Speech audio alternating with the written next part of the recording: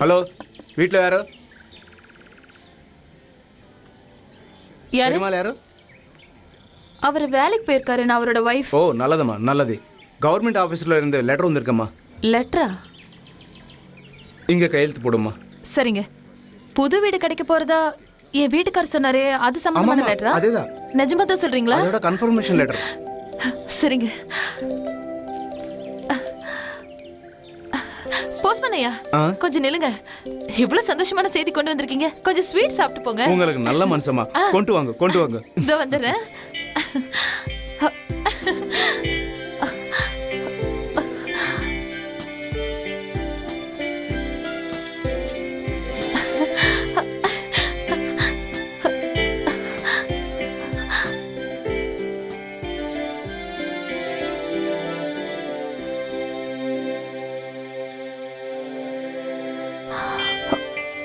இதுல அவரோட பேரையே காணுமே. தட்டி தட்டி கதவை உடைச்சிடாதீங்க. வரேன் வரேன். ஹை தோடா, ரூபா நீயா? ஆச்சரியமா இருக்கே. இன்னைக்கு நிச்சயமா மழை வந்தாலும் வரும்னு நினைக்கிறேன். இன்னைக்கு யாராவது என்னை தேடி வருவாங்க நான் நினைச்சேன். ஆனா உன் புருஷன் உன்னையா அனுப்போன்னு நினைக்கல. சோக்குதான் போ. அவர் ஒன்னும் அனுப்பல, நானா தான் வந்தேன். வை, பொண்டாட்டி இல்லாத என்ன பார்க்கறதுக்கு நீ எதுக்கு தனியா வந்திருக்க? துணி துவைக்கிற கட்டையால என்ன துவைக்கலாம்னா? இல்ல, பின் என்ன குளிக்கலாம்னா? வீட்டில் தண்ணி இல்லையா? தண்ணி பஞ்சமா? ஹவுசிங் போர்டு ஆபீசரை நான் உடனே பார்க்கணும். போய் பாரு, தாராளமா பாரு. அவரை பார்க்க தனியா போக முடியாது. சரி, பார்க்கலாமே. நான் இப்போ ஆபீஸ் தான் போறேன், தாராளமா பார்க்கலாம். கொஞ்சம் இரு, வந்துடுறேன்.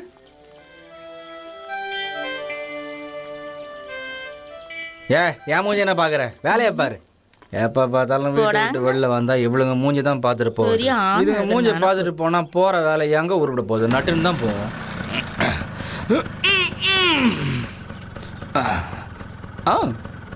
என்ன யோசனை பண்ணிட்டு இருக்க? வந்து உக்காரு. வா.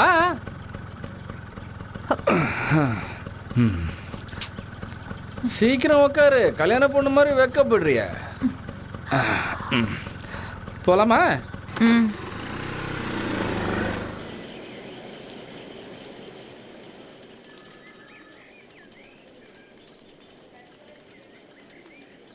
பேர் என்னம்மா? சாந்த ரூபா. ஐயோ, உன்னை கேட்கலாமா? உன் பேரை வச்சுட்டு என்ன பண்றது? உன் புருஷன் பேர் என்ன? அது புருஷன் பேரு பெருமாள். ஏன் அவ பேச மாட்டாங்க? அது கிராமத்து பொண்ணு இல்ல, புருஷன் பேரை சொல்றதுக்கு வெக்கப்படுறா சார்.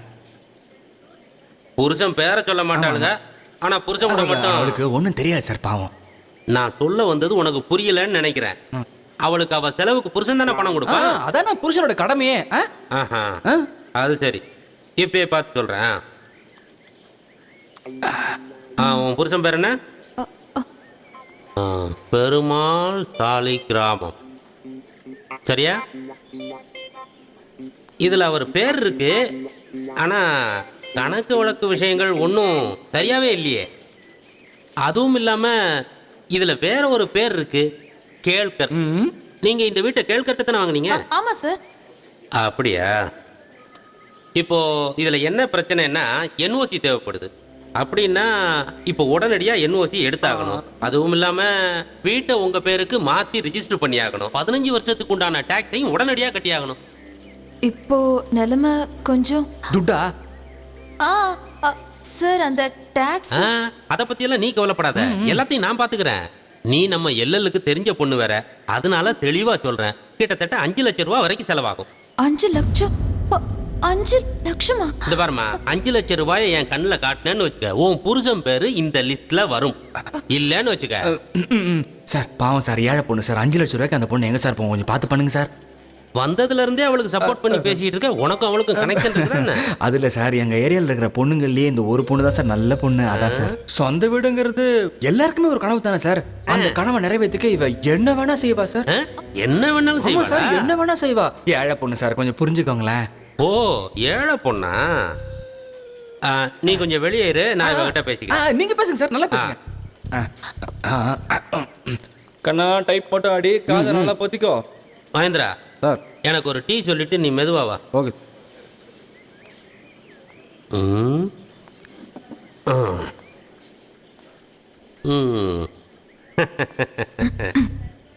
இங்க பாரு, நான் சொல்ல போறத கொஞ்சம் கவனமா கேட்டுக்க. வீடுங்கிறது எல்லாருக்கும் தேவைதான், எல்லாத்துக்கும் அதை கொடுத்துட முடியாதுல்ல. அதுக்கு நிறைய செலவாகும், அதை நாம தானே பண்ணி ஆகணும். இப்போ செலவு பண்றதுக்கு கையில பணம் வேற இல்லைன்னு சொல்லிட்ட. ஆனா நீ மனசு வச்சேன்னா வேற ஒரு வழி இருக்கு. ஆனா அதுக்கு நீ மனப்பூர்வமா சம்மதிக்கணும். உனக்கு புரியும்படியா சொல்றேன். ஒரு ராத்திரிக்கு நீ வேணும். அதுக்கப்புறம் கண்டிப்பா உனக்கு ஒரு வீடு அலாட் பண்ணிடுவேன். அந்த வீட்டுல நீ ரொம்ப ஜாலியா பொறுக்கி சிறப்பு பிஞ்சிரும். ஏழை பொண்ணுங்கன்னா அவளை இலக்கரமா போச்சா? இந்த ரூமுக்குள்ள உன்னை அடிச்சுன்னா அவனை உன் பொண்டாட்டி கிட்ட படுக்க கூட பயப்படுவேன். உன்னோட வீட்டை உன்கிட்டயே வச்சுக்கோடா. எங்களுக்கு அது அவசியம் இல்ல. ஏய் நில்லு. இந்த பார், நான் உனக்கு ஒரு 3 நாள் டைம் கொடுக்குறேன். நல்லா யோசிச்சுக்கோ. என்னன்னா ஒரே ஒரு நாள் மட்டும் உன் பெட்ல உன்னோட நான் இருக்க சம்மதிச்சேன்னா உன் புருஷன் பேரு பெருமாள் இல்லம்னு நிரந்தரமா போடு தூங்கும். புரிஞ்சுதா? வீட்டுக்கு போய் நல்ல நிதானமா யோசிச்சு முடிவெடு. தப்பான முடிவு எடுத்துறாத. அதுக்கப்புறம் நஷ்டம் உனக்கு தான். போ போடாச்சலாம். ரூபா, ரூபா, ஏய் ரூபா, நான் கூப்பிட்டது கேட்கலையா? என்ன இன்னைக்கு சீக்கிரமா வீட்டுக்கு வந்துட்ட? அது மாதிரி இன்னைக்கு சினிமா பார்க்க போயிட்டா. அதனாலதான் என் செல்லத்தை தேடி இன்னைக்கு நான் சீக்கிரமா வீட்டுக்கு வந்துட்டேன். சர்ப்ரைஸ்! இன்னைக்கு என் செல்லத்துக்கு நான் என்ன வாங்கிட்டு வந்திருக்கேன்னு பாரு. என்ன என்ன புடவை நல்லா இருக்கா? ஆனா ரொம்ப விலையா இருக்கும் போல இருக்கு. உனக்கு பிடிச்சிருக்கான்னு பாரு, அதை விட்டுட்டு விலைய பார்க்காத. ரூபா, நமக்கு சீக்கிரமே வீடு கடை எல்லாம் கிடைக்க போகுது. அதுக்கப்புறம் நாமளும் பணக்காரங்க தானே. கூடிய சீக்கிரமே நம்ம வீட்டுக்கான அலாட்மெண்ட் லெட்டர் வந்துரும் ரூபா. ஆனா ஹவுசிங் போர்டு ஆபீஸ்.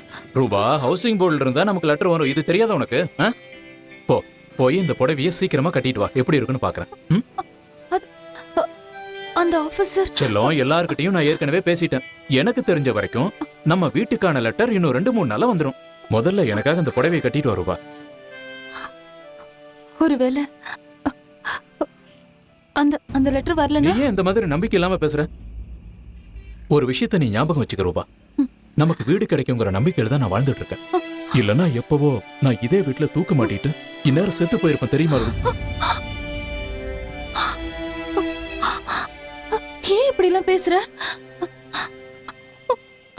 என்னால தாங்க முடியல.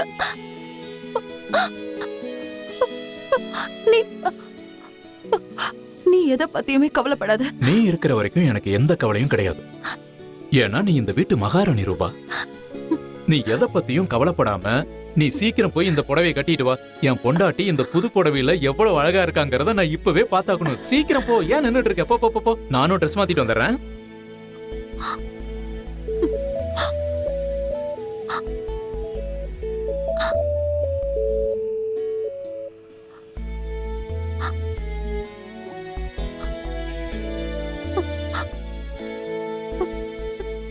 ரூபா, ஒண்ணு மட்டும் எனக்கு நல்லா தெரியும்.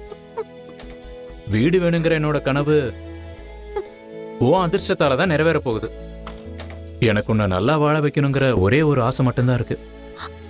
இன்னைக்கு இருக்கிற நிலைமையில சென்னை மாதிரி ஒரு ஊர்ல சொந்த வீடு இல்லாம இருக்கிறது நரகத்துல வாழ்ற மாதிரி ரூபா. இந்த மாதிரி வீட்டுல இருந்தா ஆசை மட்டும்தான் பட முடியும். அந்த ஆசை நிறைவேறணும்னா நமக்கு ஒரு சொந்த வீடு வேணும் ரூபா. நான் ராத்திரியும் பகலும் கஷ்டப்பட்டு ஆட்டோ ஓட்டுறேன். ஆனா வீட்டுக்கு திரும்பி வரும்போது என்னத்தை கொண்டு வரேன்? களைப்பு மட்டும்தான். சொல்ல போனா வீட்டுக்கு தேவையான மளிகை பொருளை கூட என்னால சரியா வாங்கி தர முடியல ரூபா. நிலைமை தான். முதல்ல இந்த வீட்டு விஷயம் செட் ஆகட்டும், அப்புறம் எல்லா பிரச்சனையும் தீந்துரும். அதுக்கப்புறம் நம்ம வீட்டுக்கு 9 மாசம் கழிச்சு ஒரு தெய்வமும் வந்துடும். அதுதான் நம்ம குழந்தை. அட, நான் பாட்டுக்கு பேசிட்டே இருக்கேன், ஆனா நீ